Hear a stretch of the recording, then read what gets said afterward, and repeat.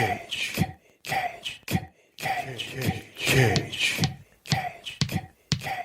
Peach.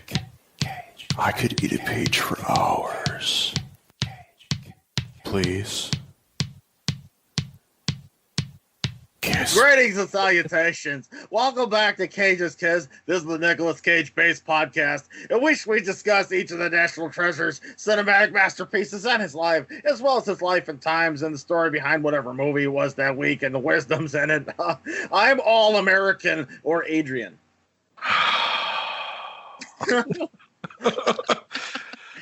I'm disappointment. Otherwise known as Just Donnie. I hate you. So go ahead. Fair enough. I'm Linda, but this week you can call me the Donkey Cheese King. And might I add, we have the best Cage podcast in the world. I mean, I haven't listened to the other podcasts, but I'm pretty sure. And we have an awesome guest today. What is up, everybody? My name is Greg MacLennan. I work for the Alamo Drafthouse and Electric Owl Creative. And I guess if we're going by nicknames, I'm going to call myself the Army of One today.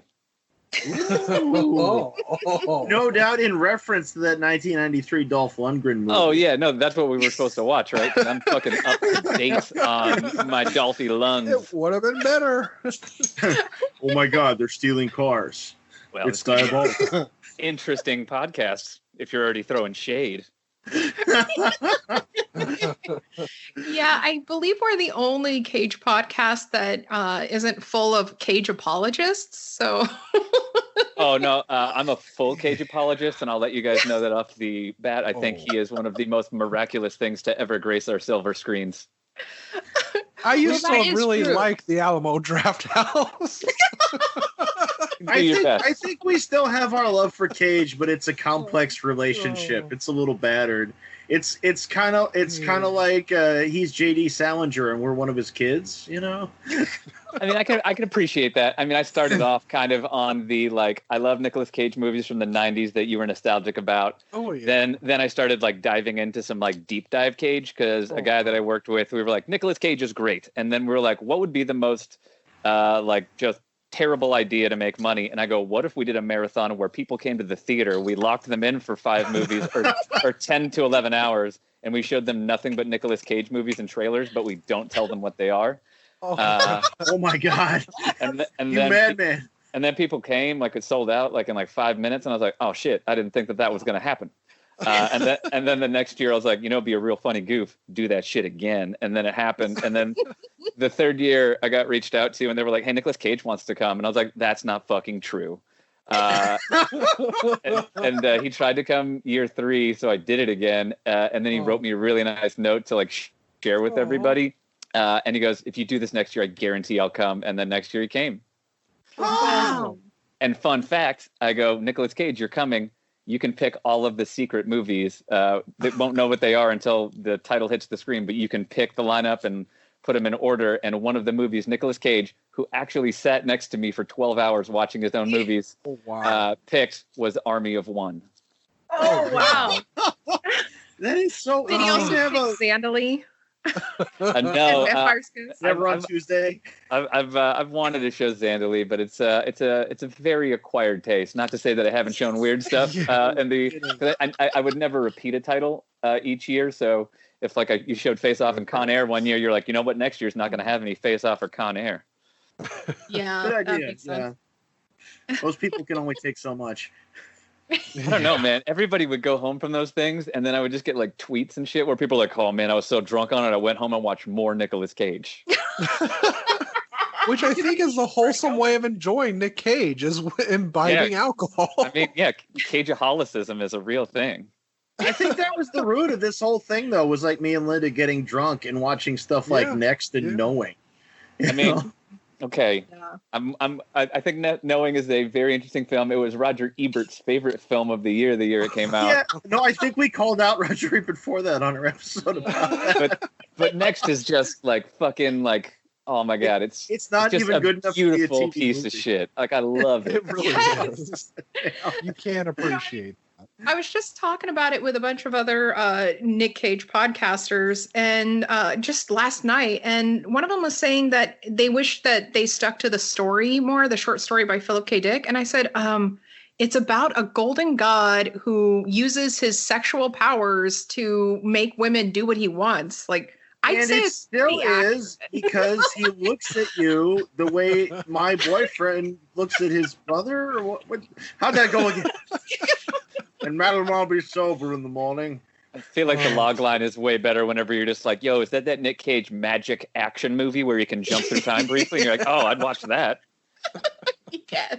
For some reason, I like associate the Ben Affleck, John Woo, what's the movie? Yeah, Paycheck. Yeah. Paycheck and Next are, for one reason or another, in my mind, like sister movies or sequels to each other. No, that spiritually totally makes sense, because they're both the kind of movie that would get featured on the 20 when you got to the theater early. It's like, this movie requires extra promotion because it's not very good. We spent a lot of money on the guy who made a James Bond movie, and we're not overly confident. Well, unfortunately, it was Die Another Day, so. Got that sky laser, man. He started that sky laser motif. Sky laser. Yeah. Oh God. You're telling me that that's which, worse you can go to our Patreon and contribute to our sky laser. I thought you were telling me. I was like, I'm here to help you guys raise funds for the sky laser. I'm not here to give you the money for the sky laser. You know why people Come on. need to go to our Patreon, though? Those Colombians stole all my money. Yeah, I will encourage that, though. I'm glad to see that your guys' priorities are in check during a pandemic. You're like, what's the world like outside? You're like, fucking terrible. You're like, what are you going to get? Like soup, tuna fish? You're like, fucking sky laser. Sky laser, yeah. We're not going to buy a sky laser. We're going to buy some chicken wings. My what would Nicolas Cage do bracelet, and it said fucking buy a sky laser on the other side. Fucking buy a sky laser. You know, those bracelets so rarely have the answer included. You know, this is good. This is forward thinking. He's not Jesus. He's not cryptic and ominous. That's right. He is the one true God. He will give you the answers. He is the question. Does he work in mysterious ways? No, he wants a sky laser. Our Lord has spoken to me. What does God need with a sky laser? I mean, I'm just Star Trek TOS on in the background right now. I mean, like, you guys all seem like nice people, but I'm looking very forward to Morgan Freeman dying and Nicolas Cage getting all the God roles, and you guys just have me eat that big old bowl of shit. It's coming. Just dress him up as Fu Manchu. God damn it. I don't know anything about penguins in Africa, but America has the best penguins in the world. Oh, boy. All right, yeah. You guys want to talk about the movie? I was about to start talking about the movie. I really don't. Well, I was gonna give you a little bit of background here about the movie. I would rather not. Well, Donnie, there's something you need to know. So, on October 28th, 2016, this movie was released, Army of One. There is no reported budget. There was no domestic theatrical release.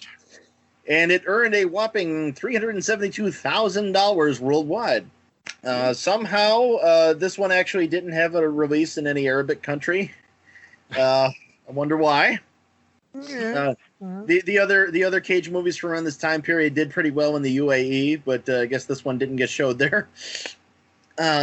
This movie did its best business in Italy, actually, and in Russia.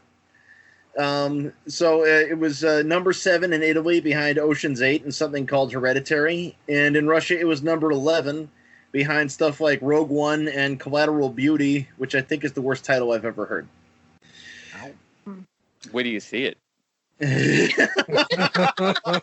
I'm scared. We'll watch it right after Beautician and the Beast. Well, I don't want to spoil anything for you, but Will Smith gives away a lot in that film. Okay. What? It's a Will Smith yard sale. Take it. Oh, I want to punch people for this. Okay, so our Army of One movie is based on true events, or it's inspired by them. or it has a ring of truth. One of those. Is it though? Well, Linda can tell us all about that. But the most important thing about Army of One is that it includes Morty! No. Yes. Matthew Modine, Matthew Private Joker motherfucking Modine. himself, is back. And After, I think he was playing the character of his brother, because while his brother wasn't his doctor, he did say that as a physician, I see people with psychological problems all day, and I could attest that he did not have psychosis, paranoia, schizophrenia, any of those diagnoses. So, he said it was his passion, his calling. This is his true story. Yes. True story. Well, they were speaking their truth. Let's put it that way. Right. Yeah, I was like, as much as I can trust a guy who hasn't been on dialysis and is hallucinating, it's true. Right? Yeah. He's got dirty blood just pumping through his brain. Wakes up in a hotel room in Pakistan to the call to prayer, whips out his sword. They claim this is based on a real guy, but I think this is actually sort of a madcap adaptation of Robert E. Howard's El Barak stories, albeit in a different country and set in the present day. Somebody clearly didn't stick through the credits. I ducked out early from the credits. Let's put it that way. Oh, you weren't screaming fake news. they were showing the real clips of the dude walking around with a samurai sword. Yeah, I saw that. And he does not sound anything like the character. Well, Cage has favorite voices that he does. Yeah, there's the Bad Lieutenant Port of Call New Orleans voice, and now he's back to the Peggy Sue Got Married voice, basically.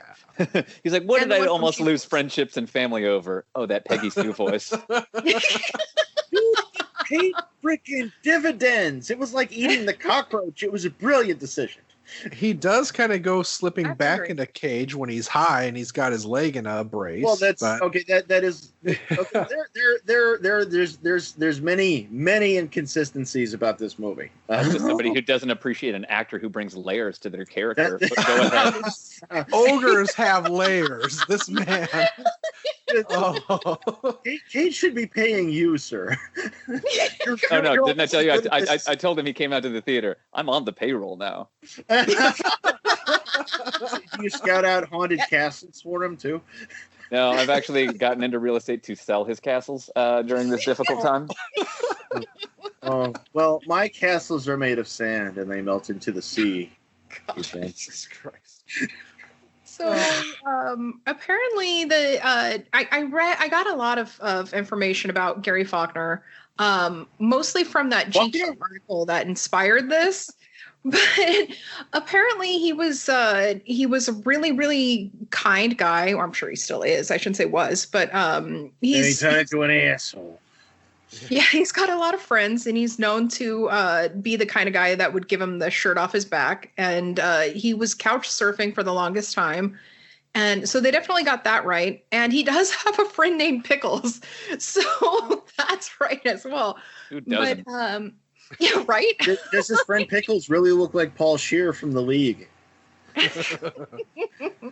One can only hope. He created NTSF SDSUV. I love him for that. He created a lot of awesome things and a lot of comic books. I mean, good comic book stories. So yeah, we love him.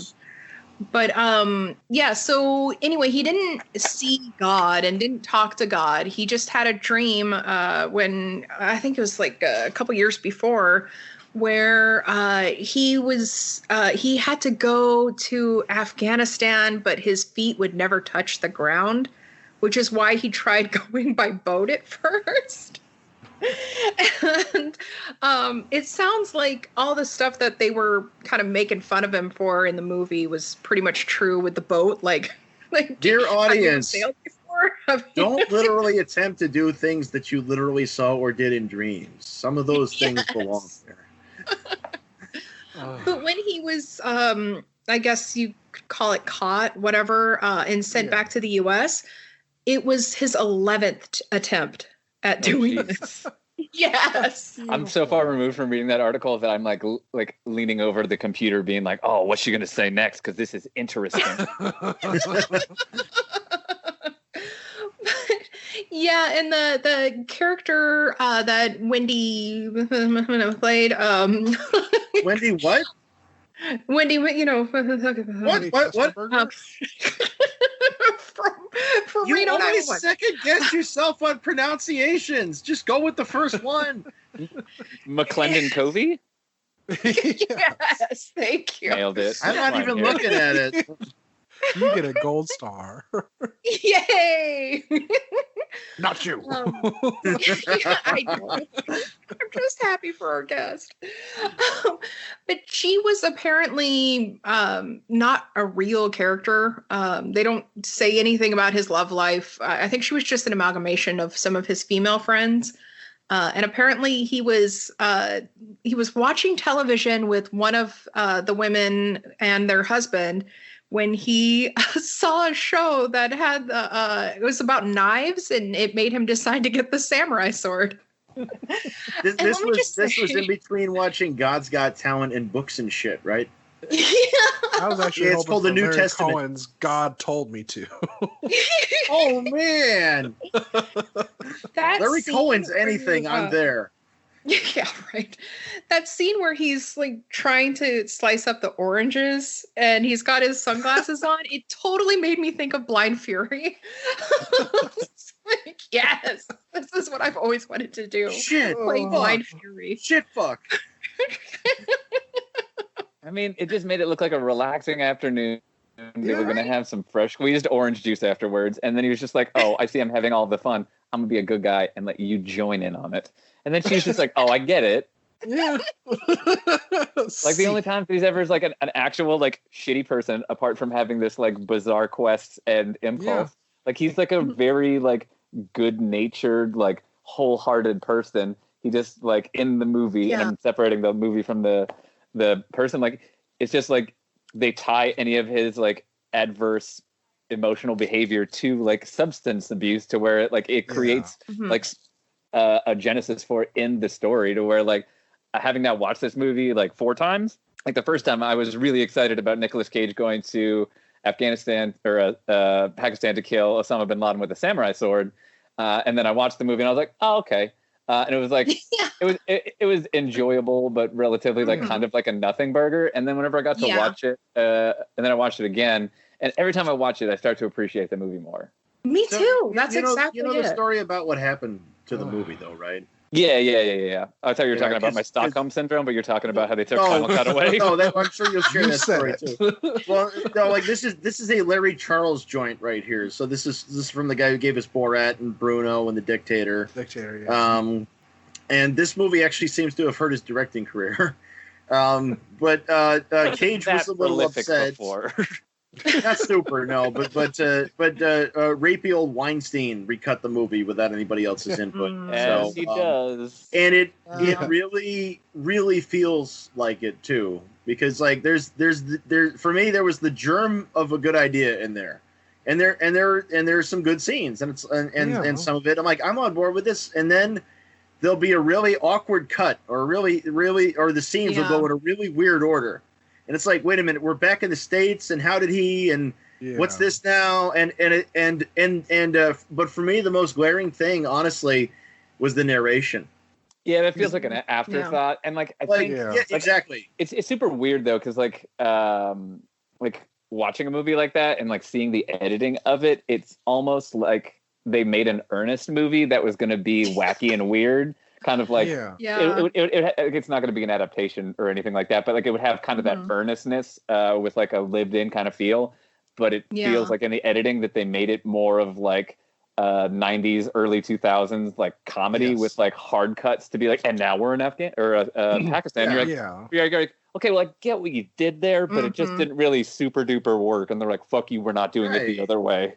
Well, it's because it's material that's very naturally funny. Right, and you can tell like there is a nice relaxed sort of comic quality, I think, like that you could imagine coming from Larry Charles.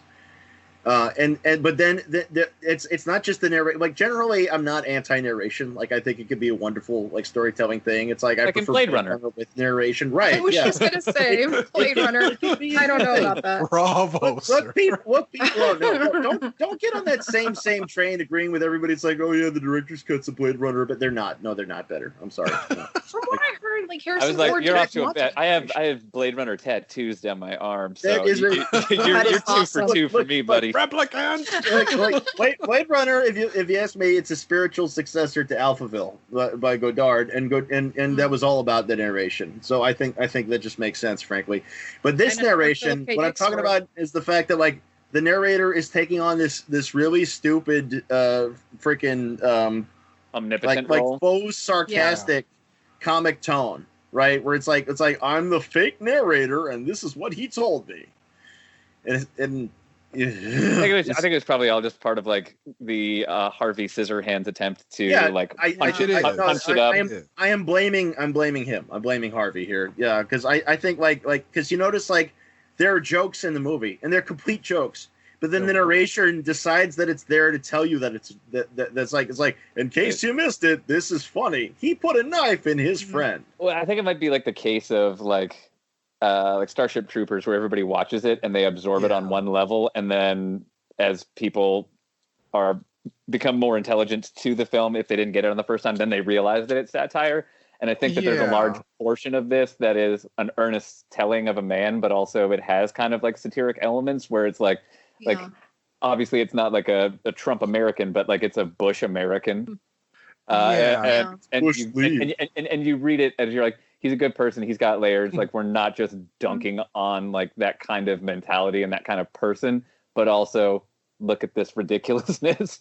Yeah, that's actually something I use with a lot of my friends. Is whenever we talk about satire, is I always bring up RoboCop. Like, no, that's an action movie. Like, no, this was a satire. Did they not you see really got to look at this. I mean, if you guys ever want to talk about Showgirls, I could do like 4 hours on Showgirls because that movie is a fucking masterpiece that people just don't understand on any level.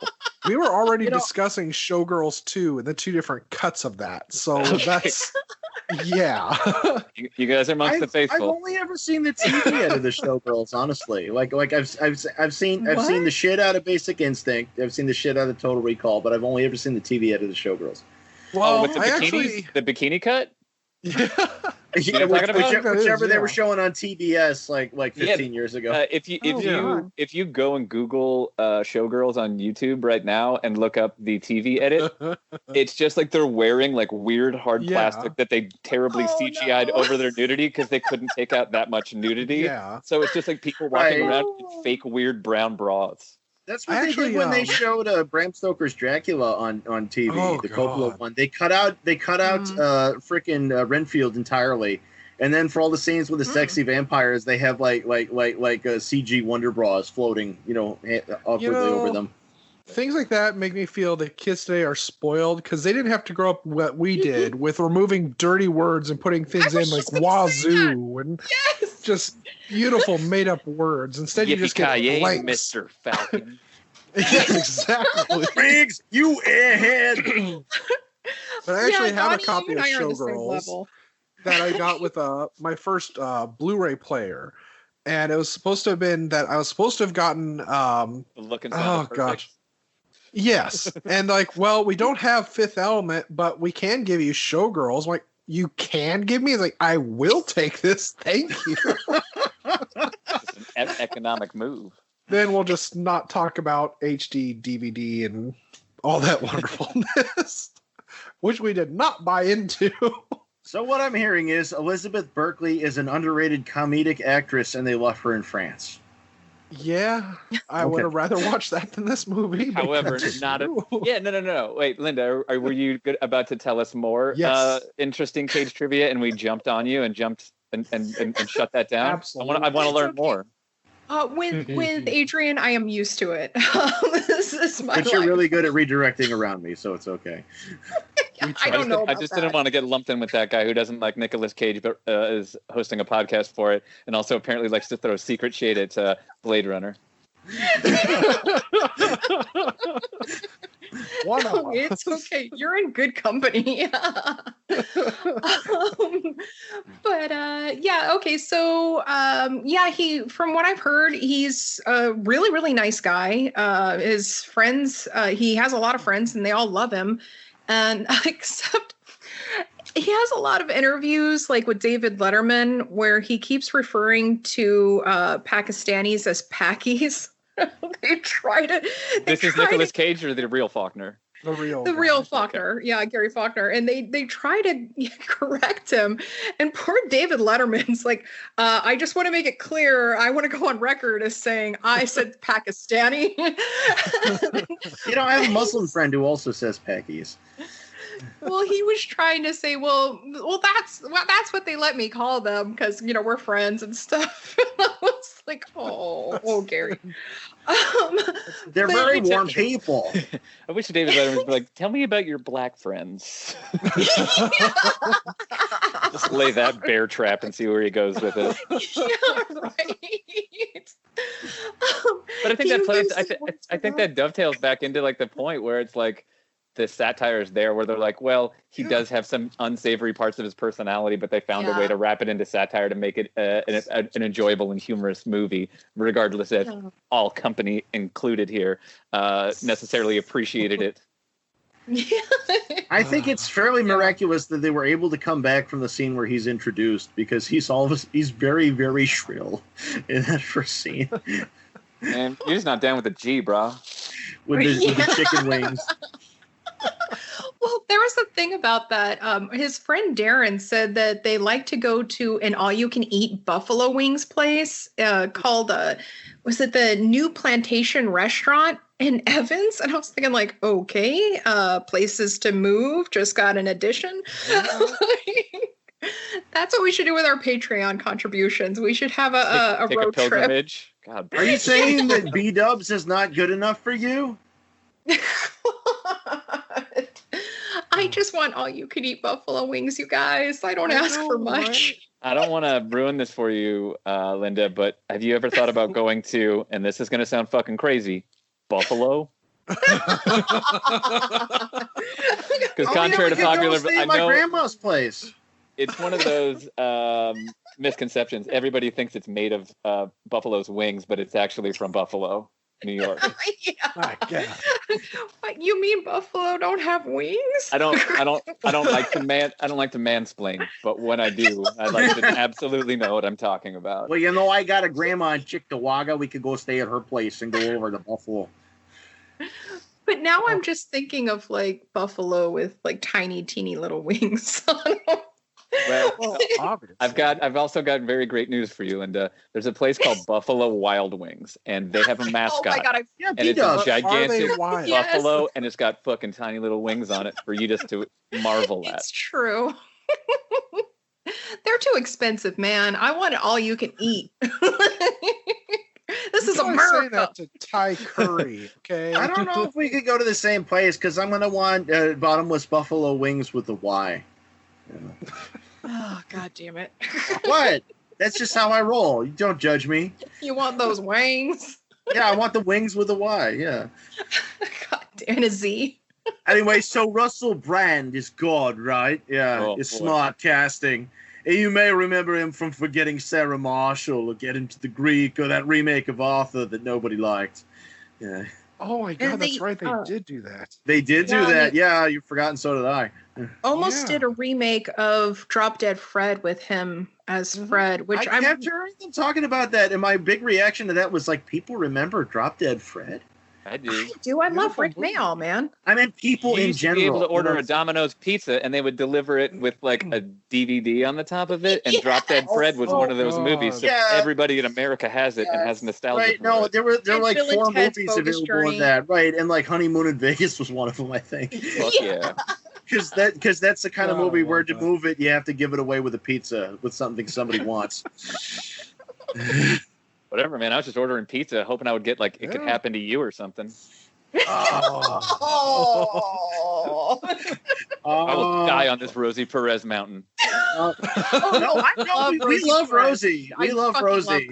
On our episode, it was pretty much praise for Rosie and then hate for everything else.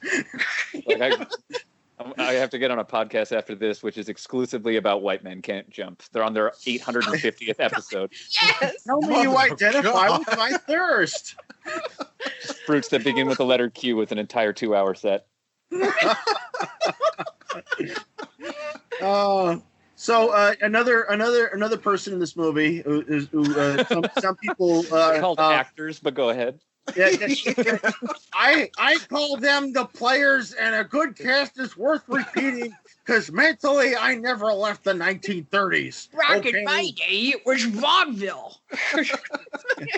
Seems like this might be taking a racist turn at any second. The minstrel shows. See, there's the racist turn. But the actor, as we may now call him, was Will Sasso. Yeah, you may remember from the Mad TV and the Three Stooges movie they tried to do. I will say, Will Sasso is an incredible impersonator. He does incredible impersonations of people and actually has the ability to be funny. I just feel terrible that he's always in such terrible things.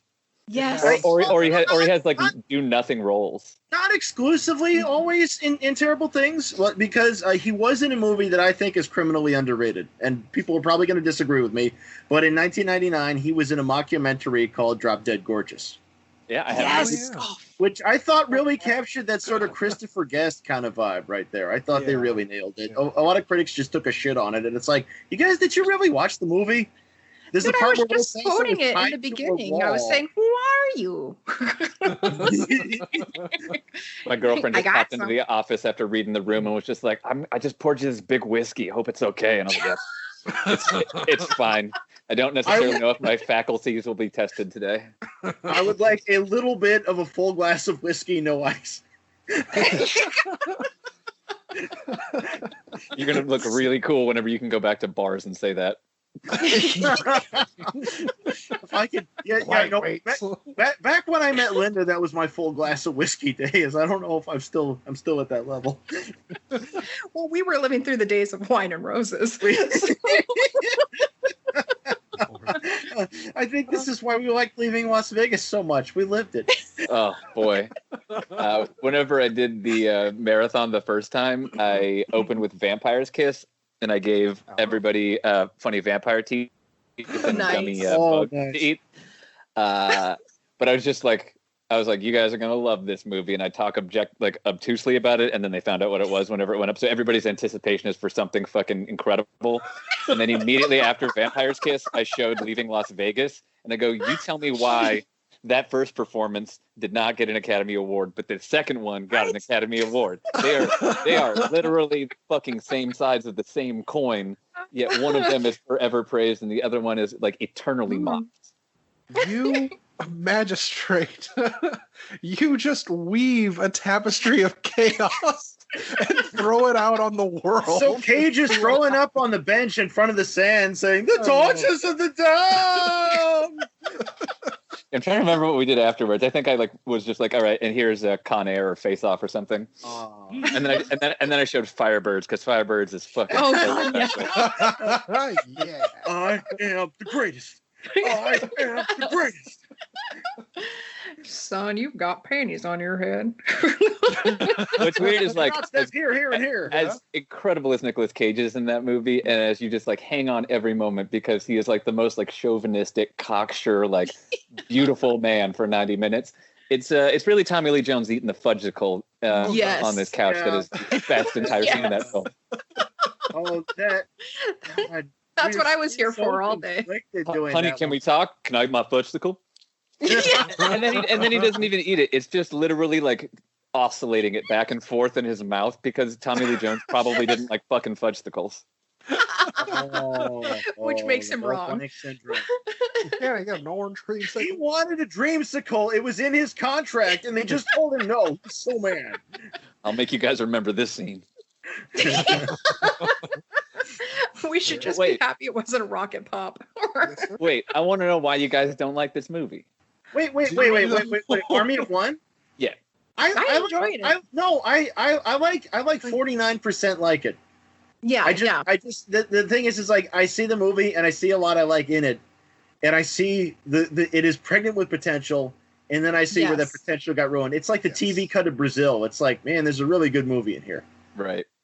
Yeah. So like, okay. So let's put it this way. For Cage movies in this era, it's pretty not bad. It's pretty good. It's a shitload better than USS Indianapolis Men of Courage. Yeah. I haven't watched that one yet. Arsenal. That's good for you. Oh, you haven't watched that? No, I mean it's one of those do movies not watch that it sober. I was do like, I'm so excited about this, putting it on the queue, and then it's like that movie that you go like, not today, Satan. If you can find a way to be intoxicated for the whole 2.5 hours, you do that, okay? Because like this is a movie that people would be peeing themselves in hilarity if it was like 85 minutes, but it ain't 85. I could agree to that. Yeah, no, it could have been a new like shithouse like Cage like B classic had it been nice and short. It was really not though. No. Oh, it should have been the length of the episode we made about it. Well, so you said you like 49% of it. Would you recommend it to somebody if you're like, I just did this podcast about Army of One. They're like, oh, should I check that out? You're like, 49%. Army of One. No, it's worth checking out. I don't know about that. I mean, if you're I want to punch drunk, you in the face, Adrian. You want to punch me? Oh my god! Well, you usually you don't hate have to him a little explain bit more why than I do, but we don't usually hate the same always. You know. No. It's Usually we disagree. Go ahead. Okay, so it's not like it's as good as Dog Eat Dog. Right, Dog Eat Dog is dope. Yeah, Yes. exactly. But it also has Willem Dafoe. I mean, like. You have a whole extra power source on that one. I'll say this though, it's better than fucking Arsenal. Yeah. But what were you saying? Anybody else here watched Arsenal? I have whenever it like came out, like I got like a screener link for it, and I don't remember anything about it, nor have I bothered to watch it again. Exactly. You blocked it out. It's like I say, it's a mind eraser. It's like you could try to pay attention, but you'd only hurt yourself. It's like Dungeon Siege in the name of the king. You could see the potential behind this movie, like what you were saying, Adrian. Like you could see where it was going to be a good movie. I'm not going to say great, but it could have been really entertaining. But you could also see how Weinstein fucked it up, and I think that's what holds it back for me. That's why it's not full on like. Well, the only one to go up against Weinstein and win, I think, was Studio Ghibli. Well, when Copland was getting done through Miramax back in the 90s, there's a slow motion sequence at the end of that movie. The climax is in slow motion, and it was shot in slow motion because that's how slow motion is supposed to be done. You can't just do it afterwards or it looks like shit. Right. And the Weinsteins got obsessed with an alternative to the slow motion, even though they hadn't shot one, and trying to figure out whether they could speed it up. And the director, you can speed it up. You shoot too many frames whenever you shoot in slow motion, so it's just cranking it faster. Yeah. Right. I mean, there's a way to do that wrong too, where it looks funny. Oh, for sure. Yeah. It turns into a soap opera real easy. Right. Yeah, a TV movie or something. So the director was freaked out, so he stole the hard drives out of the Avids and ran away. That was Mangold, right? Yeah. I'm pretty sure it was. Yeah. Wow. Yeah. Wasn't that the guy who also did he did Logan, Ford versus Ferrari? No. Earlier with the Robert De Niro movie with James Franco. Oh yeah. What's that called? Oh, City by the Sea. Yeah, there you go. Is that Mangold too? I didn't know that was Mangold. I think that was him. If I'm thinking of the right guy. I hope you're wrong, and somebody has to call you out later.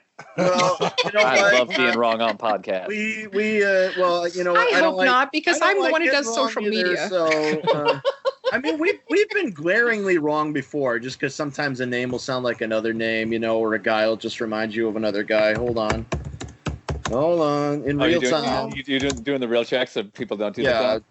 Well, I was just gonna say, like, I think this is a wholeheartedly recommend as a movie because, like, Nicolas Cage, like, you either get bored Cage cashing a check, and that's whatever you get. Movies like Arsenal, where you're like, I'm not going to think about this movie again. I understand the concept of this movie. Okay, all right. Apologies, it wasn't Mangold at all. It was Michael Catton-Jones who did City by the Sea, who already sucked. So, but I think like it takes like a Larry Charles or And even if like the cut ultimately changed, I think the point is like when Cage works with a director who kind of gets Cage and Cage gets them, he does like you don't wait 45 minutes to go, oh, he flipped out with a liquor bottle in that scene and screamed at that guy.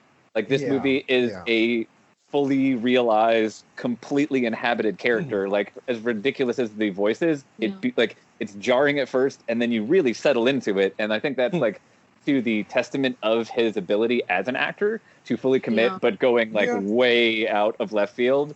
And I just like I don't know, I deeply respect and I enjoy it. And so like movies like Army of One, where even if it's not just like funny or like he does like a Cage like flip out, like I think there's so much to enjoy whenever Nicolas Cage gets into a character. Because like, absolutely. Like whenever I watched Pay the Ghost, I was like, Pay the Ghost ain't a great movie, but Nicolas Cage gives a fucking performance in that movie. Yeah. And you watched all of Pay the Ghost, and you're like, man, that wasn't a really great movie, but man, Nicolas Cage was pretty good in that movie. Yeah, like, we often say like he did his job, and the failure is usually not his, unless we're calling it a failure of selecting scripts. Well, and though I got like dinosaur bones to pay for, bro. Yeah, right. and although I like these movies, I'd say like there's also adaptation and 8mm where I feel like he's just giving it his all. He's just 100% there, and I'm surprised that he didn't get Oscar nods for those too. Well, that's why and I agree with you on that too as well, that his role in Vampire's Kiss, as corny as the movie could be, he really was very good in that. Oh yeah, and fucking insane. Yeah, it's like Snake Eyes. Like you watch Snake Eyes and you're just like, oh fuck, Nicolas Cage, you are that coked out Rick Santoro. Oh god, yes, absolutely. But that's a movie. That's a movie I could see that has layers. But even same thing. That's like something like it's like Face Off. Like you see John Travolta. Playing as Nicolas Cage, and you're like, well, that's crazy. But then like they cut to Nicolas Cage being John Travolta, but you also see like the anguish and the anxiety of like him going like, this is completely anachronistic to how I feel about myself. And you're like, whoa, I didn't expect that out of a fucking shoot 'em up action movie. Man, it's Briggs.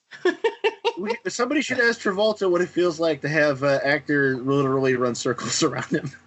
I'm glad you didn't say to have Nicolas Cage inside him. But, no, I always describe it. I go, people are like, "What's Face Off?" And I was like, "Oh, Face Off. That's where John Travolta becomes Nicolas Cage, and Nicolas Cage becomes a total fucking lunatic." Yes, and it's amazing. It is. Sorry, I don't mean to sidetrack again. I just really get all Cage. I'm all caged up right now. That's what we do, but that's why we just recently got done telling a couple of people as well. I enjoy doing this because I haven't seen these movies. Like I only knew offhand maybe 4 or 5 Cage films before doing this. So this is all a new experience for me. So you were like grew up in like a cult or something? I grew up raised by midget wolves, thank you. They're called mini wolves or moofs. Okay. And it was a very nice childhood. Donnie. Wait, Donnie. This is Northern California, right? They're like not on mountains. It's just like little hills, but it's adorable. Yes, it's a very little adorable village. Thank you. Your poo or your potty will not make it past the flusher there, sir.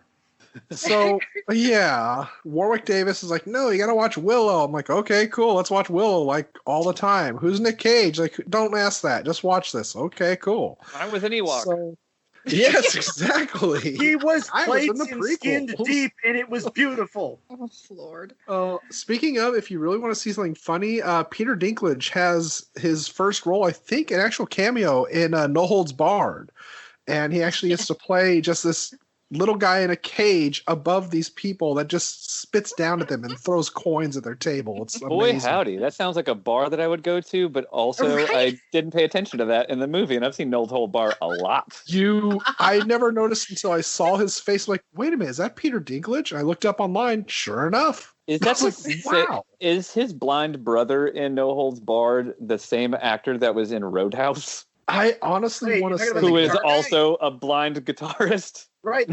Or is this just something that I'm making up in my mind where people are like, hey, so what's the movie about? They're like, oh, yeah, it's this guy works at a bar and he beats people up. They're like, okay, is there a love interest? Would she show boobs? And they're like, yes, definitely. They're like, does he have a friend that plays the guitar and is blind? And they're like, we're way ahead of you. It's his way or the highway. Check. We're of course discussing Radical Jack. Yeah, I'm literally looking this up right now. No, I am a half a glass of whiskey confident that I'm going to go into this roadhouse hole and find myself coming out of No Holds Barred. I want to take us down a new movie hole here, though. Hold on. What hole do you want us in, Donnie? Honestly, speaking of that, reminds me of this experience I had watching this movie. It felt like taking a Mexican Coca-Cola bottle, putting it up your ass, and using your butthole to actually remove the cap multiple times. You think I don't know what that's like, but I do. I didn't say you didn't, my sir. You guys have gotten way more bored in quarantine than I have. Yeah, you don't want to see my browsing history. We call it adventures. Yeah. So, Donnie, elaborate on your pain. That's just it. I can't. I mean, I feel like I had a Cage breakdown at this point because we've done 67, 68 of his films now. And it's 78. More. 79. Oh my God, this is why. But 80, actually. Yeah. It's just I have a relationship with him that feels borderline like you try to find the good in this person, but they hurt you when you don't want them to. Well, he has some very good performances. Forgive my ignorance. Are you guys doing this chronologically? Yes, we started it from 1981. I can totally see where your head is at right now, and it's in a dark place. We got him as Nicolas Coppola. I'm surprised you didn't like it more, because you've just got a hand above water looking for somebody to grab onto it, and I felt like that army of one was going to at least be like, I'm not going to pull you on the boat, but I'm going to get you back above the water, bud. No, it shoved a hose down my throat and just turned the water on. I woke up today not as bad as Men of Courage. It was worse. I loved Men of Courage because at least that had digital sharks that were hilarious. Oh, Jesus. But they wouldn't end, Donnie. Look like a piece of art. It was the Andy Warhol sleep of digital sharks. They just didn't stop. It was I did not understand this movie, Adrian. I did not understand this movie. I can appreciate this. The reason you don't understand this movie is because this is a Franken movie. This is like they saved Hitler's brain. I am driving over to punch you in the kneecaps. You can do that, but what I'm trying to do is I'm trying to review the Larry Charles movie that's in there, and we didn't really watch the Larry Charles movie. We watched pieces of it, but there's stuff in there where there was a brain in there because there's the part where the CIA guys are discussing the living daylights, right? Which is completely historically relevant to the situation because in the Living Daylights, like Rambo 3, the Mujahideen, the Afghans who fought off the Soviets, they played polo all the time, right? And did polo, yeah. Yeah. But the Mujahideen, Bin Laden was a member of the Mujahideen, which were funded by Bin Laden and the United States, and the Mujahideen became the Taliban. So it's like you get a reference to a cool James Bond movie, one of my favorites, and you get this piece of history, and you get the bit where the really tall CIA guy wants to go undercover in Pakistan. Your little rant just now put me in my sister's shoes when I told her and my cousin that they really should see Deep Blue Sea because the references in that movie to Alien that are laid out throughout the entire thing were just so cool to me because I love the Alien film like nothing else on this earth. But then all of you hated me for making you watch that movie to a point I felt ashamed when I bought it for $4 at freaking Walmart. And then I found out if I returned that copy to Warehouse Music to get money, they were only going to give me $0.25. So they said I had to keep it. That was my experience. I did. I think you gave it a little too respectable a lead-in. I mean, I love Alien so much, man. Well, that's true. Yeah, you just went on a rant, Adrian, about the story in this and the director and Russia and the Taliban, and that has nothing to do with this. And I literally could not do this. I had to stop this movie several times because it's like when they got finally to Afghanistan, I'm like, all right, we're going somewhere. I'm going to go to the restroom. I'm going to pause it. And then when I saw we still had 58 minutes left to go, I was like, what the hell? Well, the editing doesn't make any damn sense. Like he hang glides off of the cliff in Israel, and then he's just back, and it's like, how do you get back there so fast? Apparently, in real life, he actually tried hang gliding twice, and But he never tried hang gliding before. So it was accurate. He did break a couple of his ribs and a couple other bones, but the second time he tried going closer to the water and apparently ended up just getting scraped against the rocks. Linda, that would have been fun to see. That's why you wear the squirrel suit, so you can fly. There's some more scenes that are missing. That would have been fun. I would have liked to see him crash too, honestly, because there's too much love. Linda, tell us about the scene where he buys the hang gliding. I'm still going on this, dude, because you're not railroading me. You can just shut the hell up. Because you have interrupted so much. I want to hit you with a hammer in each toe, ransom style. Okay, and it's going to be really fun. I love you. Give me back my time. All right, tell me about your pain, because I will have a lot I want to talk about too.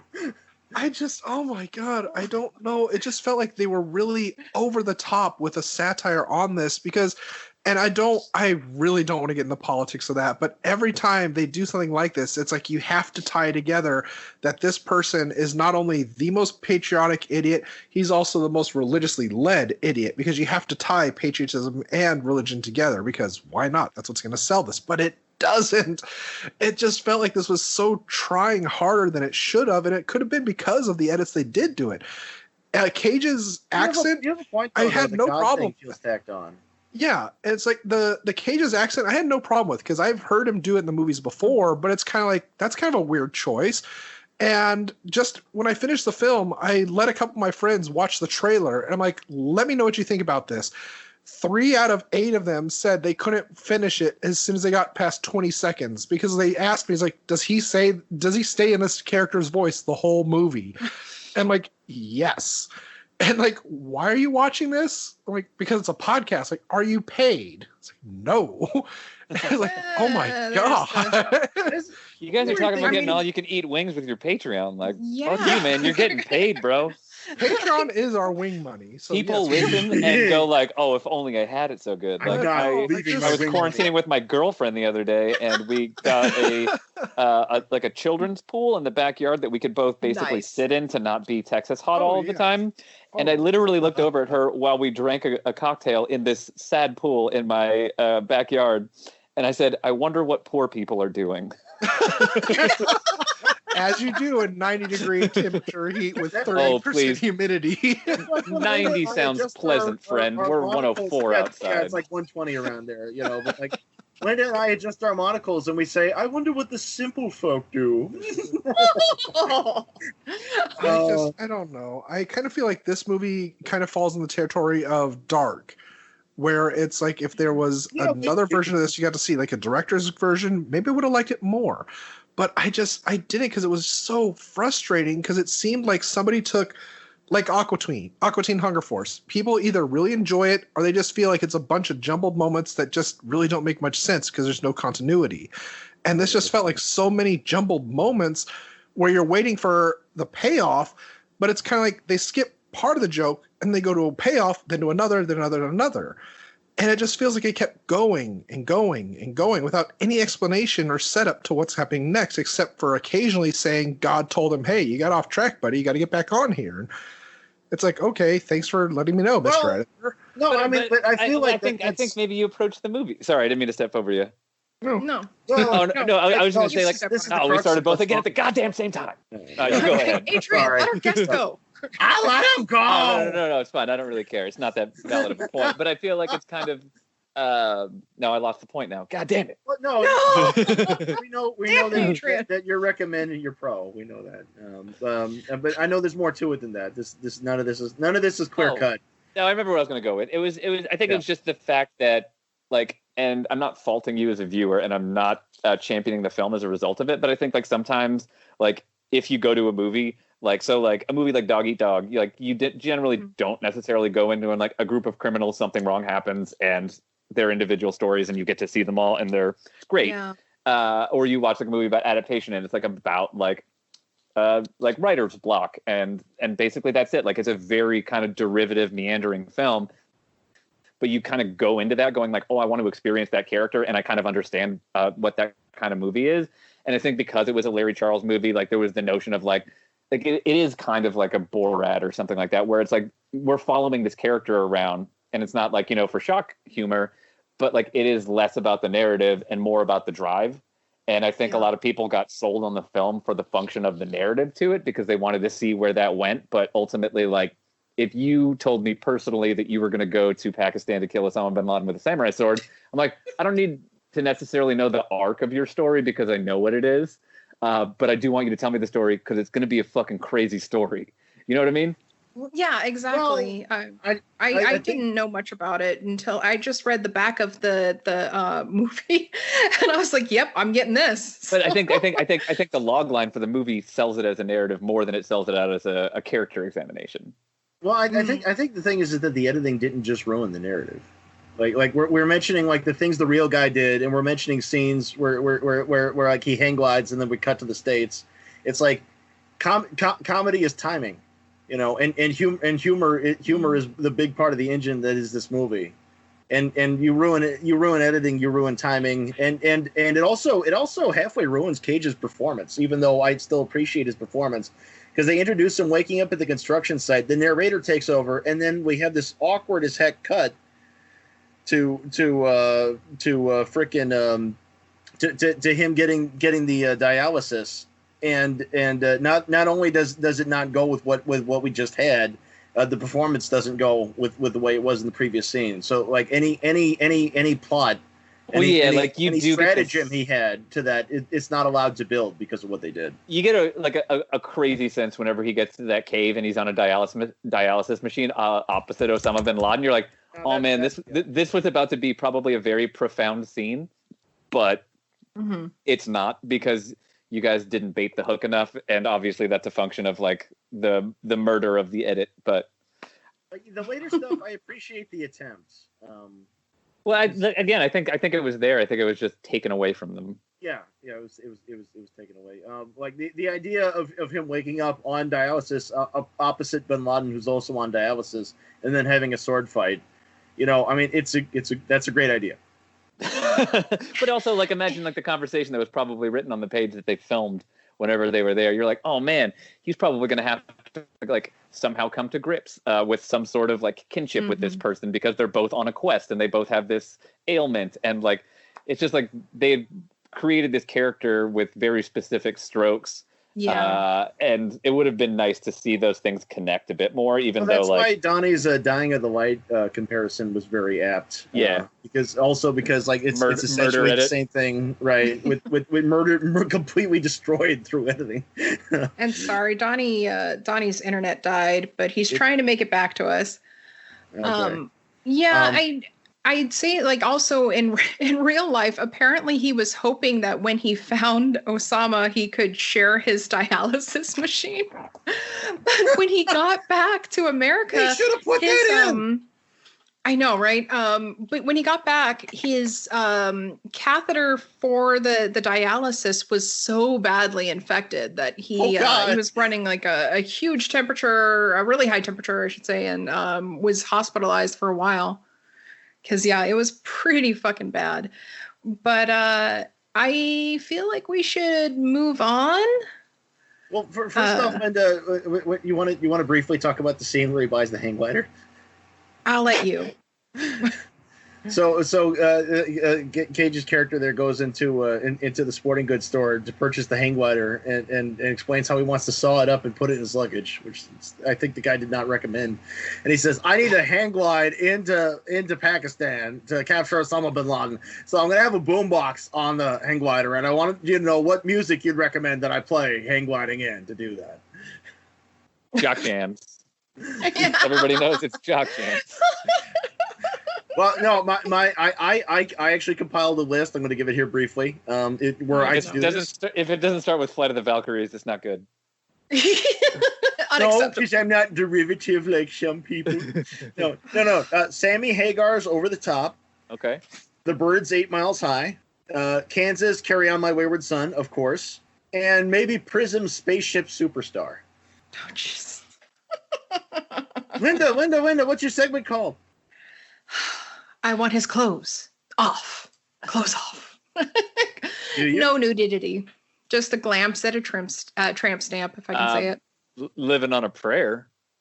Yes. Oh, that's right. Yes. Yeah, Cage hooks up with the girlfriend he used to jerk off to. That she's had that tattoo since Reno 911. Oh, and what a glorious tattoo to have. I have it as well in solidarity. We need Donnie to come back so he can give us his reviews. Yeah, let's do it. Come on, Donnie. I guess. Yeah. Let's see. Is that a cat banging on a keyboard, or is Donnie like? You would no, think that's so. the sound Adrian makes. It's like Toonsis, the driving cat, on a keyboard. Do you have like an Edward Scissorhands glove with hot dogs on the end? You like, guys are hearing me through the onboard force. microphone on the laptop, so all the laptop hammers. sounds are louder.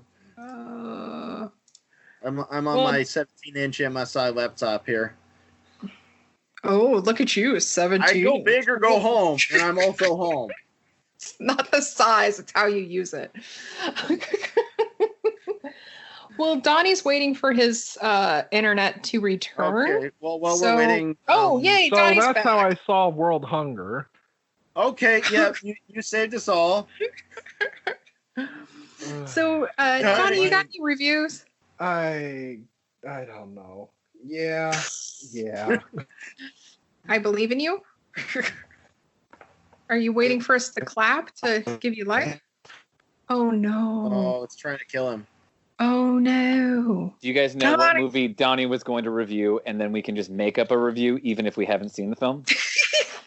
Well, Donnie finds reviews of the movie. Oh, I see.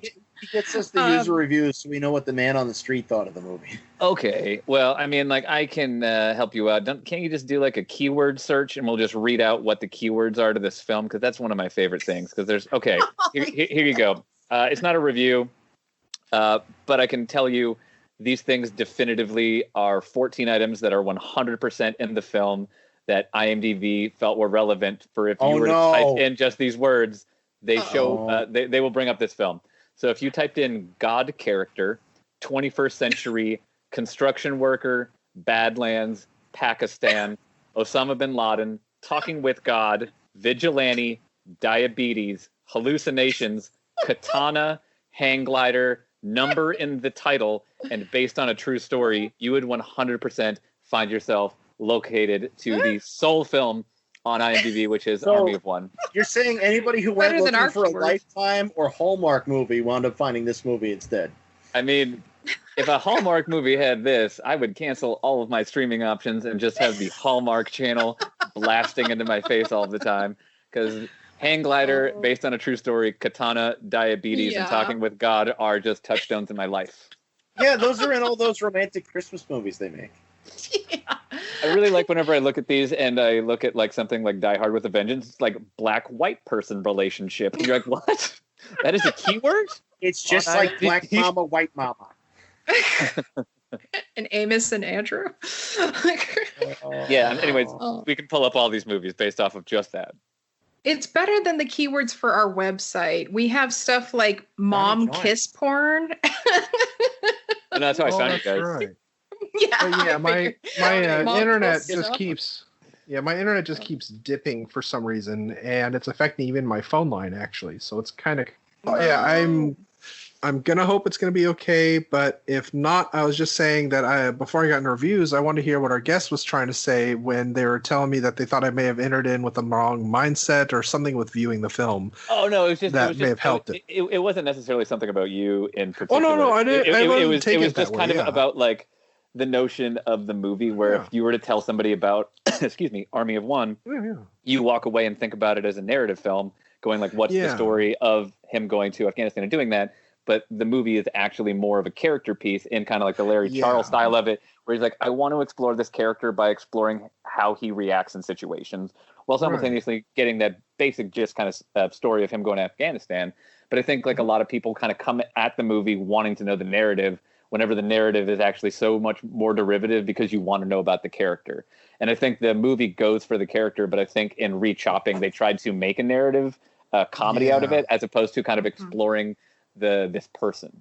Yeah, you just have two different films kind of butting heads together at the end. Exactly. Because I was trying to think of a better way to phrase how it was. I was trying to remember what you were saying. Because I didn't take it that you were saying like you just need to think about this another way. You'll enjoy it. It's like no. Because there actually was somebody that said that about I don't even remember what movie it was, but it was if you pretend it's something you like, then see how you feel about it after. It's no. You don't get it, Donnie. Lost in Translation's really good. Yeah, but I'll go ahead and I'll go into the reviews really quick because thankfully they're pretty short. Yeah. Oh boy. So I could not watch this movie for more than a few minutes without turning it off. I physically could not make myself watch anymore. That was pretty to the point. Yeah. Second up here we have, after watching the preview twice, I thought this was going to be a funny movie. Well, I was wrong. It was terrible. I couldn't even finish watching it. One of the worst movies I've ever seen. But my absolute favorite, because this is another wonderful manifesto, like another Nick Cage review we had, somebody called out their best friend on this. And yes, I love it when this happens. It says, reviewed in the United States on December 14th, 2016. Michelle, stop buying Nicolas Cage movies. It's disturbing. So, a toast to you, Michelle. Michelle! What's weird is just like you read these things and you can find them on the internet and people will thunder dunk, but you're like, well, you know what? Maybe Army of One wasn't for a 48-year-old mother of four in like rural Pennsylvania. Just being like, you know what? Let's watch that Nicolas Cage movie. He hates Osama Bin Laden, and so do I. America. It's so funny you say that because when we were doing, was it Drive Angry where he makes the deal with the devil and comes back? Yeah.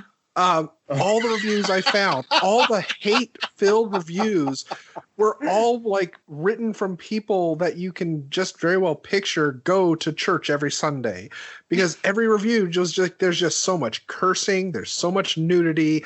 This is a sex film. It's not an action film. Mad. And they all said the best thing about the film was the cars. That's it. Like everything else didn't matter in the film whatsoever. About that movie was the fact that there was Trooper on the soundtrack and April Wine. Yes, but no, I actually like that somebody called out another person this, because I can't remember offhand what the other Cage film was, but on another of our episodes, that was Joe. That was on Joe. Yeah, that was on Joe. Yeah, somebody actually called out their friend. Austin, Texas. That's awesome. Yeah. I love it because a guy called his best friend out. He's like, so-and-so made me watch this movie. He gave his full name and the city he lives in, so you could just find the guy. I always dox my friends who force me to watch movies I don't like. You are awesome, sir. Have better taste or feel the wrath of the internet. That's why we love Twitter. So, y'all ready to get on to Adrian's segment here? Everybody ready? Okay. It's time for Sequel Return More Harder. You can tell you guys practice. It's nice. Yeah, they really did. I do have one prepared. This is Army of One. Hell hath no fury. This was to be directed by Alex Garland with a screenplay by Corey Goodman. Lizzie is back, and now she's Emilia Clarke, woman of few words and many guns. When Gary Faulkner perishes in a terrorist attack, this special fighter must take her fighting skills to the enemy. Deep in the heart of modern-day Iraq, she's as cold as a Dairy Queen sundae, laying out octane as hot as Dairy Queen onion rings. Get this shit while it's fresh! Olivia Cook and Michael B. Jordan also star. Oh my. Ooh. And this is significantly more thought through than I thought was going to be involved. I thought this was going to be a fun riff based off of what I thought it would be. And I was like, oh, you know what? We'll just do it off the cuff. And I was like, this motherfucker's got taglines? You know, we've come up with some great Happy Madison films, let me tell you. I was happy with the last one that I had for USS Indianapolis, where we got King Shark and Jaws all rolled into one. Well, what's your sequel? I mean, like, I was just thinking about, like, if I were to remake this film, who would I have direct and starred? And then whenever I saw that you guys were doing the sequels, and I was like, oh, well, I got to think of the sequel. I was like, well, yeah, we'll go after the nukes in North Korea, because that's a hard place to get into. And then I was like, who could film this with a nice eye that I would enjoy? And I was like, oh, put Spike Jonze on that, because it'll be funny, but also super fucking awesome. Good choice. And I was like, who would I have star? Who has that cage, that caginess, but it would obviously not be Cage. And I was like, and I was equally torn between Sam Rockwell and Robin Williams. Oh, wow. Fuck yes. Oh, man, Sam Rockwell all day and all night. Yeah, can you picture Sam Rockwell just tap dancing around in North Korea going, where are your nukes? I'm looking We for the actually had a nuclear bonus weapons. on him. Yeah. We love him. We love him a lot, yeah.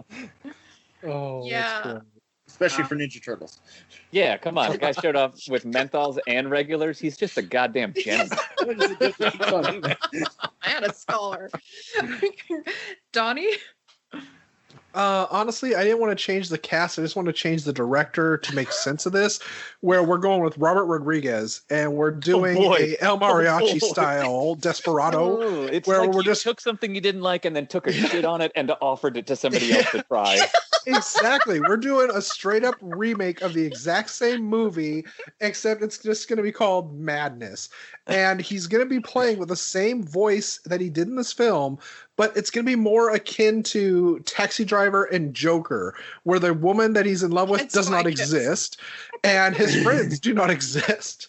And all this is just kind of playing out in his head all the way up until the end when he actually does kill Osama Bin Laden. And then he just wakes up in an asylum, and you see that he's telling this entire story to Morgan Freeman. And Because we have to have Morgan Freeman. I feel like this should be directed by Uwe Boll and starring like Dominic Purcell. Like, this is a Dominic Purcell movie that I'm gonna not watch. Oh, I feel so bad for Dominic Purcell. Everybody feels bad for Dominic Purcell. It's why you make jokes about it. Well, my sequel is pretty just off the cuff. I didn't come up with all the details. All I have is the story where I want to see a buddy movie between him and Osama Bin Laden, where they go off on adventures, and maybe make it a little like Quantum Leap, where like putting right what once went wrong. I feel like you're describing a Zack Snyder movie that has superheroes in it, and they're literally going to show up, and he's like, "You're on dialysis? I'm on dialysis too." He's like, "Say that name again." Dialysis. Why do you say And then they become buddies who travel through time to try to save the present. Do I get to see Osama bin Laden's giant blue dong? Like, this is important to me. You get to see Nicolas Cage stare at his kidney and go, "Do you pee?" It's like, "Yeah, Bill." Got to watch out with those facts, Linda. I feel like you're telling us truths, and people are now going to think that Osama bin Laden had a blue dong. Someone's going to giant Google blue one. Osama bin We'll be Laden's lost in time, like His tears legendary in penis. the rain. This is almost as great as coming up with Creamy Cage, which we will have to pitch to Nick Cage eventually. Oh, but I'm glad you said that, because this is the movie where I believe it was in China, they had, for a special deal, they had in some of their theaters, they had a Nicolas Cage treat. And I believe it's like mostly Rice Krispie, or like crisp rice, whatever, popcorn. Yeah. I don't know. Yeah, something like that. Unfortunately, it was not a Creamy Cage, but it was an Army of One treat that Nicolas Cage didn't even know existed. Huh. So yeah, whenever we did the marathons at the theater every single year, I would come up with the chef at the Alamo. We would come up with the new cocktails and new food items that were all just terrible puns that I made up, and then I was just like, pick whichever ones you think you can make. But on the fourth year, there's a brewery here in town that makes sours. And it was called Not the Bees, and it was a lemon sour Hefeweizen that had been made with local Austin honey. Yes. And this brewery literally sent me an email, and they're like, "Hey, can we make a keg of test beer for the show?" And I was like, "Yeah, that'd be great." They didn't know Nicolas Cage was coming at the time, because I didn't tell anybody until like he walked in the door. But I got Nicolas Cage to drink some. Oh my That is god! awesome. But Holy fun shit, the fact, circus Nicolas Cage spent 12 hours, and the only thing that he ate with his girlfriend was tubs of popcorn and Red Bulls. Oh my god! How do you do that? He didn't eat a Tiger meal. I was Wow. impressed. 12 Yeah. Did he hours, bring I would back eat the like honey? 3 burgers. Donnie, do you have a face-off? Or was that your face-off? I do have one. I didn't actually want to do one because again, I was really upset after this movie. And I'm Donnie's always like, like, who gives a shit? I was because I had a breakdown, a cage down even. But I was like, I have to watch something. So I put on Rambo First Blood 2. And then I'm like, you know what? This is my cast. Stallone is Gary. God is Richard Crenna. Oh. Marcy Mitchell is Julia Nixon. It's so funny. Pickles is Charles Napier. And Roy is Martin Cove. It worked for me. It made me feel so Faulkner, much you better. gotta understand. I don't give the orders. I take them just like you. It's like, we need you to go over to Afghanistan. I was like, do we get to win this time? I was like, that's up to you. I am so happy. Will Sasso's hurt, but yeah, I'm glad you're happy. The point is me right here. This is my turn. I'm sorry. Right. That movie and Rocky 3 are infinitely quotable for me. Oh no, the Rocky movies are touchdowns for everyone's life. Oh, absolutely. So Eye of the Tiger was the #1 song in America the week I was born. Fun fact. That song ushered me into being. So, sir, your face-off? My face-off, actually, oddly enough, I went. For some reason, I'm always screwing up and going the respectable route. So, I envision a movie that, even though this is based on true events in the 21st century, would have been made in the early '80s, and would have been directed by John Huston. For Faulkner, I wanted Brad Dourif. For McGirlfriend, I wanted Bernadette Peters. Ooh. And for Osama Bin Laden, Tim Curry. Oh, Yes. Can he sing? Is history. Yeah, I don't know why, but all of a sudden, whenever you started saying yours, and this is a very odd mind connection, so I won't take you on it, but I was just like, man, you know who'd be really good as Gary? James Spader. Oh, my God. Yes. Oh, my God. But, this would have been more explicit, though, because James Spader never doesn't get laid. He always Oh, yeah. gets. No, we call that spadering around this house. Right, yeah. The girl gets spadered, right. It's Be like, like hey, the Robert Redford effect. It's like, do you guys do hand stuff? You're like, nah, bro, full Spader. My old roommate and I, we used to, whenever we saw him, we'd say Spader. Like all the time. Oh, we love Spader. Yeah. Yeah, like, but you also Yes. had your college, Kevin Bacon's son, and you called him the son of yeah. Baconator. oh, why wouldn't you? I was a Baconator Junior. My girlfriend was always very attracted to young James Spader, but she had yet to see Tough Turf and went to go visit her best friend for her birthday. She's like, hey, what should we watch? And I was like, just put on Tough Turf. She's like, I don't know, we're not really feeling it. And I was like, just fucking put it on. Will be. If you're not into it 15 minutes, you won't be. And then she's like, oh my God, I want to fuck everybody in this movie. I was like, and don't worry, that movie is 9 movies in one.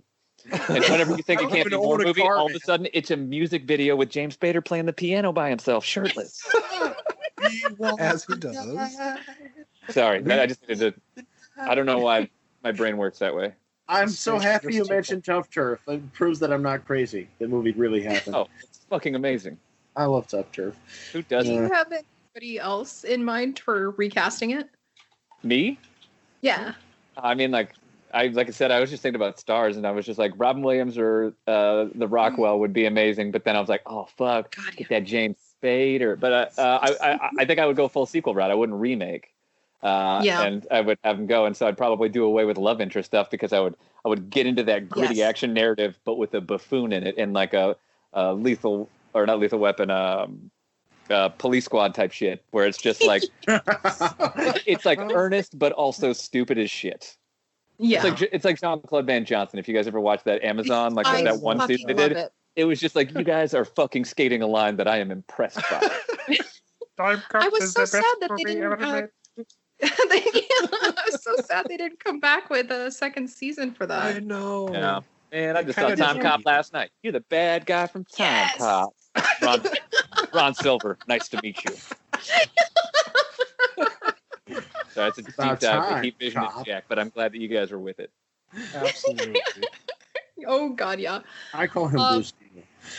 For my face-off, I have playing Gary. I've got one that I always go with, but it's been a while. I've got the Goots, Steve Gutenberg. But I am a little afraid that it might get too sexy. But like the boyfriend school. Yes. But as Marcy, I have Niecy Nash because, I didn't stray too far from Reno 911. And then for God, of course, my first thought was Morgan Freeman. But then I thought, come on, you could do better than that, Linda. Dig deeper. So, yeah, that's what I did. And I honestly can't decide between Richard E. Grant and Stephen Fry. But my mind's somewhere in there. I feel like Michael Sheen could probably also crush it down. Oh, shit. Yeah. Yeah. Oh, yeah. That guy's the tops. Or just get Robert Downey Jr., do a tough shirt for Union, and just fucking crush it. I am so there. Yeah. Get Marianne Faithfull back for the soundtrack. Yeah. Well, since I've got the Goots, I may as well put Ted Danson in there. I mean, fuck. I might. My girlfriend, Osama Bin Laden. whenever I did tell her about this recasting, she goes, Ted Danson. And I was like, nobody thinks that. He was little dancing. Oh, contraire. Anyways, if you guys want to guest on my podcast, it's called Dancing in the Streets. It's all about Ted Danson. Yes. It's an inspiration. I am so there. Mostly we just talk to people who once met Ted Danson in the street. That's almost like our other podcast me and Linda have going of the Christopher Walken and Christopher Falk. It's Falken Walken, and it's just a beautiful, beautiful baby that we're very proud of. You guys, there was a website years ago, but it was called like Walking on Sunshine, where people just wrote very innocuous stories. They're like, man, I was looking for a parking spot, and Christopher Walken came out. He's like, you need a spot, and like he just like moves his car for them, and he's like, what a nice guy. And it's just like nothing but that. That's the website. He'll do you a solid. One shot. Really gonna beat him off, Ronnie. But then we were also talking about having a John Saxon podcast called Good Sax or Hot Sax. Yeah. Sax talk. But were you guys able to glean any sort of cagey wisdom? We are strong in the Lord and the power of his might. Jesus. If you're going to Pakistan, you bring your own molasses. Everybody knows this. Yeah. And also make sure to not say the word molasses because people get pissed off. Okay, that's actually the one thing I can relate to with Cage in this film is that when I was in Virginia, I bought a wooden practice sword, and it was because my girlfriend at the time was like, I need something like at the house to protect myself that's not a gun. Like, well, how about a wooden sword?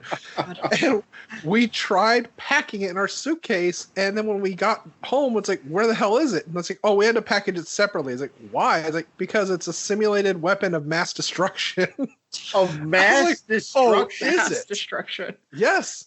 This is Mass exactly what they told me, and I have somewhere, I used to have it framed. There was a letter that said this, that I had brought over to Washington State, a simulated weapon of mass destruction. When did I get a load of your sky laser? I know. It's my kitty laser. No, it's really just a tanning booth. As far as wisdom goes, there's things you could see. I mean, there are some things to see in this. The guy always bring back gifts when you suddenly leave the woman you're in love with, because then they will forgive you. Oh my God, Charles Napier's in this Star Trek episode as a hippie. Are you watching the Return to Eden? Yeah, The Way to Eden. Yeah, season 3, episode 20. Jesus Christ, this is so meta and weird. It's an amazing episode. Anyway. Yes. Sorry, my rental expired on the movie, so I'm not watching the movie in the I background. guess my wisdom would be don't go chasing waterfalls. And also, I don't think they have Denny's in Afghanistan. The bearded one never got to eat there. Pakistan. I feel like we watched a different movie, guys. The moral of the movie is follow your heart, dreams can come true. Okay. Yeah, that's what dreams are made of. No. And all the memories of this movie, all the moments will be lost in time, like tears in the rain. In the rain. Just because you're constantly reading my chest tat, and I'm starting to feel targeted. I'm sorry, I've been staring the whole time. It's in English on the front, and then it says "in the rain" across my shoulder blades. People thought it was my last name for a really long time. Yeah. I mean, I was a little disturbed when you were doing pull-ups, and I had to see that. It was just when you're going to be on audio, beautiful. people can hear the beefiness in your voice, so you just work out those quick ones to get the glamour muscles up. That's why I work on my quad. Yeah, you'll have to join us for our other podcast, Howard Talk. Or What's the Hour? So please listen, follow, rate, and review Cage's Kiss on Apple Podcasts and Podchaser, and check out our stuff on YouTube that features that awesome Adrian art and that awesome little intro he made with the animation. And also go help our fund, support our fund for that Sky Laser at patreon.com/CagesKiss. You can find us on Facebook, Instagram, and Twitter, although mostly on Twitter at Cages Kiss. You can visit our website at cageskiss.com, and you can write to us at cageskiss@gmail.com. Shout out to Shocked and Applaud and Craft Beer for their awesome reviews in Apple. Thank you so much. We appreciate it so much, really. And check out my other show, Bedknobs and Broomflicks, and check me out as Lila in Dispatches of Disassociation. Lila. Adrian. Why? I'm on the DeviantArt as the Leo the Fox, LeoTheFox, all lowercase, all one word, and you can find my Patreon under the same thing, where you can pay me money and see super secret artworks of extreme magnitude. You have my gratitude. Yay! I am Unreal Goals on Twitter and Instagram. I'm also, unfortunately, the boy who blew over on Pornhub. Don't follow me and clear your browser if you do.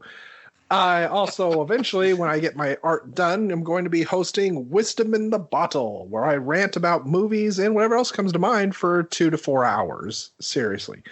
And that's about all I've got. Is that the bottle that went up your ass? Actually, that's my wallet. Thank you. And just how he opens them. Yeah. Do you have a talent? No.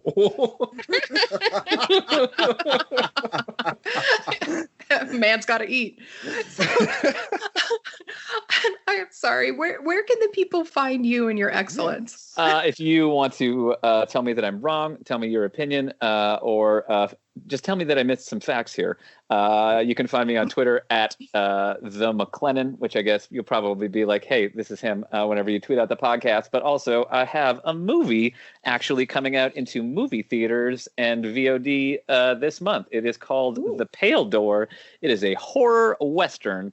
And you can watch it in the comfort of your own home, or you can risk your life to see it, and I will give you eternal gratitude for seeing it in a movie theater or drive-in. I kind of want to risk my life. Please do. I kind of do too. I mean, horror Western, you kind of got me. It's got cowboys fighting witches. Oh my God. I just edited it. I didn't make the movie or write it or anything. I just edited it into a film. Your name, my other Wikipedia and everything. My other podcast is about witches and media, so I might have to have you on there. I mean, I can get you the director if you want to talk to him. He is a very jovial man and knows a lot about witches. I only know about witches based off of what I've edited and what I'm assuming is just a lot of latex and blood. They use blood in that ritual. Nicolas Cage, I will apologize for this film. And that's also the name of Donnie's porn tape, Latex and Blood. I needed the money. Okay, I thought his porn tape was called "Oops, That Doesn't Go There," but that was my mistake. What's the sequel to that? Still the wrong hole. And this is why we want you to come back on this podcast more. Donnie, back to the hood. That's got my daddy. So you'll be hearing from us next week when we cover Arsenal, which you can or buy in the usual streaming places or stream for free with DirecTV or Tubi. Is it the Arsenal?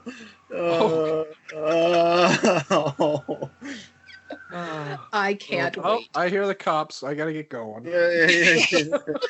They're coming to take away. Thank you so much for joining us. Thank you guys so much for having me. It was very nice for you guys to reach out. I'm sorry it was difficult to work out the schedule, but I'm glad we got to talk about this movie, and I'm super happy that you guys thought it was all mediocre. Again, you are more than welcome to come back because this has been an absolute joy. Well, I appreciate it, guys. This was very fun for me as well. Thank you very much. Talk to you guys later. I got to bounce, though. Otherwise, I would sit and chat with you and have another whiskey and be like, that was all right, right? I didn't seem like a fool. 4 hours later. That's great. But I appreciate it, guys. You guys have a great night. You too. Well. Talk to you later. Bye. Wow, he was delightful. Cage. Yeah. Cage. Peach.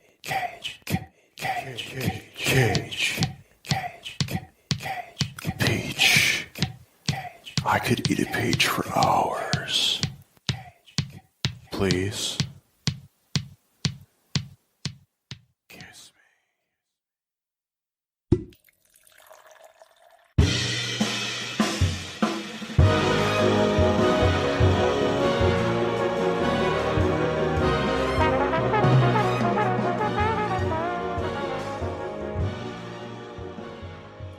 Hey there, Gigawater Gang. I'm Keena, the host of the boozy and delightfully foul-mouthed comedy podcast, Historical AF. Fun fact, I'm an actual real-life legit public historian, and each week I am joined by a special guest to deliver some funny, weird, spooky, and morbid historical nuggets you never knew you needed in your ear holes. Past topics have included the mythical, magical manhood of Russia's Mad Monk, Rasputin, my hot take that aliens did not build the pyramids, some medieval animal trials, and I'm talking a pig ate your kid, so let's burn it like a witch trial. And I've covered serial killers that both my parents happened to meet as children. How do I seriously exist right now? And let's not forget about the spooky. We've covered the ghost of Anne Boleyn and the night marchers in Hawaii. Don't look at them. If you do, you have to strip naked. Them's the rules. You can find Historical AF on your favorite podcasting platforms, and you can also follow us on Facebook, Instagram, and Twitter at Historical AF Pod.